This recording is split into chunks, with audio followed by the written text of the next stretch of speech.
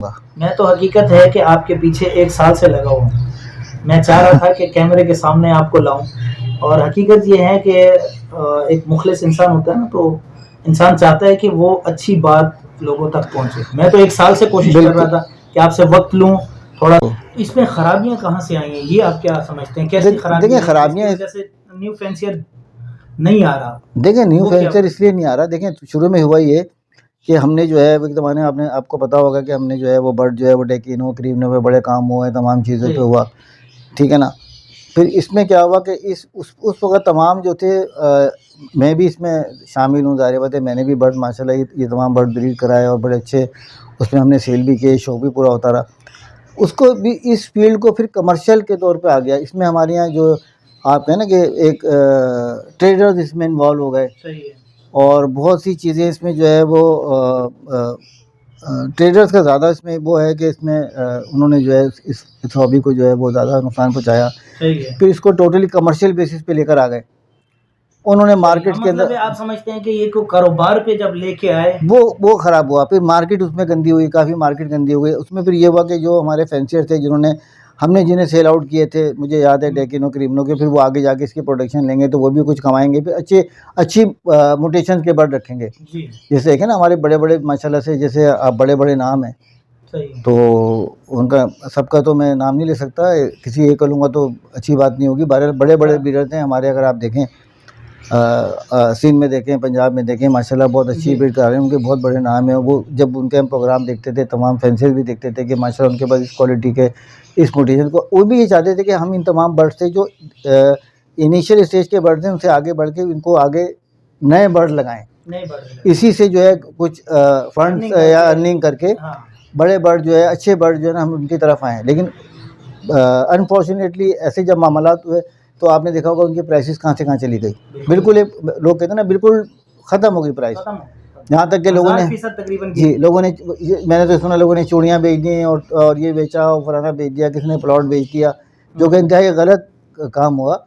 और उनको इस बारे में जो है हमारे मेरा ख़्याल है हमारे जो एग्रीकल्चरिस्ट थे वो तो अवेयरनेस देते थे, भाई ये काम नहीं करो, आप इसी से जो है आगे चलो।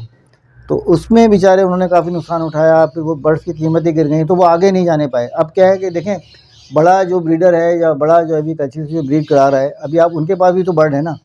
अब प्राइसेस देखें तो वो प्राइस नहीं है जो बर्ड की जो एक ज़माने में होती थी। लेकिन यहाँ पे मैं एक बात ये कहता चलूँ कि उस ज़माने में बर्ड हमारे यहाँ पे होता ये था कि पेल फेलोज़ वगैरह जब आए यहाँ पे हमारे, उसकी कीमत बहुत अच्छी कीमत थी यहाँ पे। जब हमारे यहाँ एग्रीकल्चरिस्ट ने जब उसको ब्रीड कराया कि उनको ये होप थी कि चलो हम उनको अच्छे दामों पे हम यहाँ भी फैंसियर्स को बेचेंगे, वहाँ से बर्ड इंपोर्ट कर लिया गया।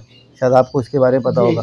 और पता ये चला कि अगर मैंने कोई एक बर्ड ब्रीड कराया, मैं एक आस में लेके बैठा हूँ कि यार ये बर्ड मैं कुछ कमा लूँगा, तो जब आप इंपोर्ट करोगे वो कोड़ियों के बाद बर्ड जो थे वो कोड़ियों के मोल जो है हमारे बर्ड जो है वो यहाँ से आओगे सेल आउट, उनकी कोई वैल्यू नहीं थी। इंपोर्ट कराना है तो गलत है ज़हीर साहब। नहीं, वो ज़माने में गलत मौके पे इंपोर्ट कराया ना। एक तो ये कि चलें भाई आप एक ऐसी म्यूटेशन को इंपोर्ट करा रहे हो जिसकी यहाँ पे ज़रूरत है, चलो भाई वो आपने इंपोर्ट कराया है और यहाँ पे हम उसकी ब्रीड ले रहे हैं, ठीक है ना। आप जैसे यहाँ पे आप सुनते हो ना, जैसे येलो फेस है और दूसरे जो है बर्ड यहाँ पे जो है इंपोर्ट हो रहे हैं, और भी दूसरे हाई क्वालिटी जो है म्यूटेशन के बर्ड यहाँ पे आ रहे हैं।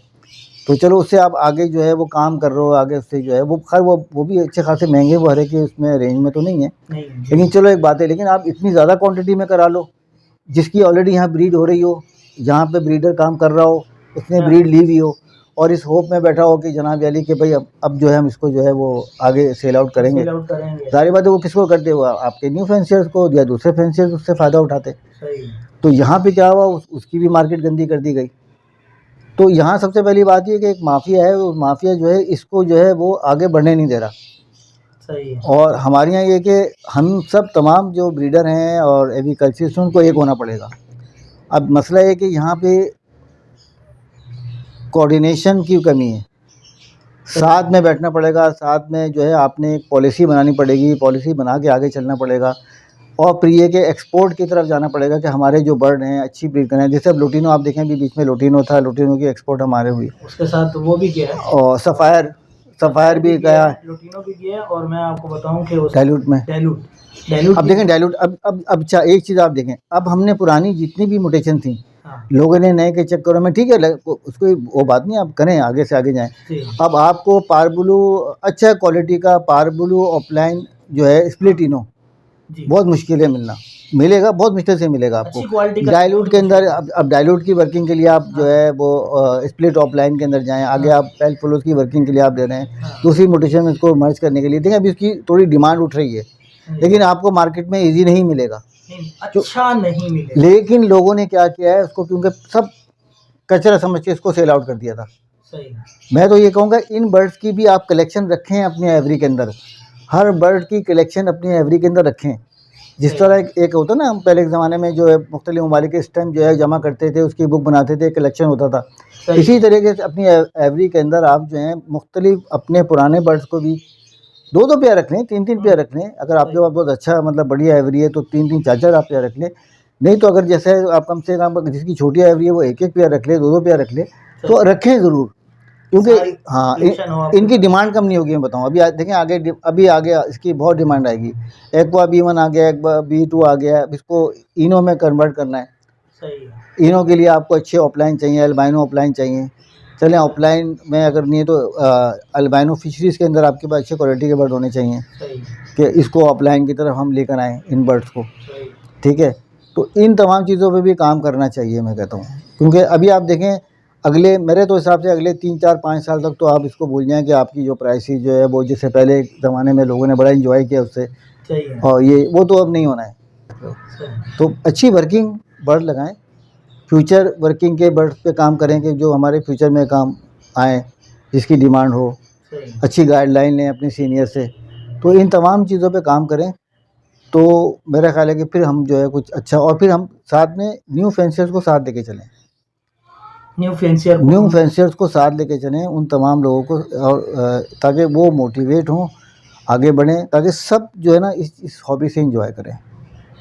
सही, तो मेरा ये कहूँगा इंशाल्लाह आपको ताला। सलामत रखे। आमीन आमीन। गाय बगाए हम आपसे टाइम लेते रहेंगे। नहीं नहीं बिल्कुल, आपका शुक्रिया, आप आए हाँ, और आपने मुझसे जो है वो, मैं इतना वो नहीं हूँ कि आपने मेरा इंटरव्यू किया, मैं तो अपने आप को हकदार नहीं समझता, पहली मैं हकदार नहीं समझता, इससे आगे भी हम क्योंकि अगर मैंने कुछ गलत बात कही हो या मैंने इस तरह, मैं माफ़ी चाहता हूँ अपने तमाम देखने वालों से कि अगर मुझसे कुछ गलती हो गई हो, कोई ऐसी चीज़ हो तो सॉरी, मुझे माफ़ कीजिएगा।